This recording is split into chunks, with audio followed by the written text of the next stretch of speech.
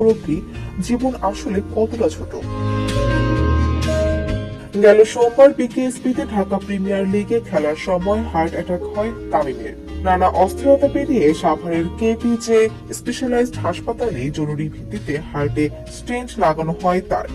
অচেতন হয়ে পড়া তামিমকে বাঁচাতে ম্যাচ রেফারি সতীর্থ মোহামেডান স্পোর্টিং ক্লাবের ট্রেনার এবং এরপর চিকিৎসকদের প্রচেষ্টা ছিল প্রবল। তারা সফল হয়েছেন। তামিমের জন্য দেশের মানুষও ছিল উদ্বিগ্ন। তামিম জ্ঞান ফিরে পেয়ে টের পেয়েছেন মানুষের ভালোবাসার আজ।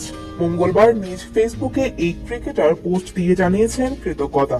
2 বছর আগে হার্টে আক্রান্ত এক ব্যক্তিকে সাহায্যের স্মৃতিও মনে করিয়ে দেন তাকে। তামিম লিখেছেন, 2 বছর আগে এই রোজার সময়ে অনুপের কাছে গিয়েছিলাম। সেদিন জানতে পারলাম অনুপের বাবা 4 বছরেও হার্টের অপারেশন করতে পারেননি। হৃদয়ের স্পন্দনই আমাদের বাঁচিয়ে রাখে, কিন্তু এই স্পন্দন যে কোনো ঘোষণা না দিয়েই থেমে যেতে পারে এই কথাটি আমরা বারবার ভুলে যাই। গতকাল দিনটি শুরু করার সময় কি আমি জানতাম আমার সাথে কি হতে যাচ্ছে?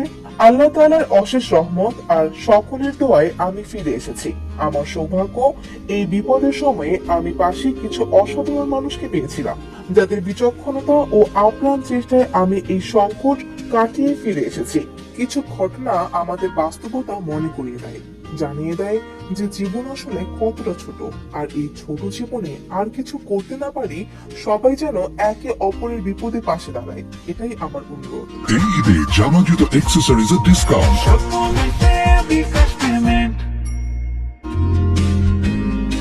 চিকিৎসকরা জানিয়েছেন তামিম আপাতত সংকট মুক্ত, তবে তাকে সতর্ক হয়ে চলতে হবে আগামী কিছুদিন।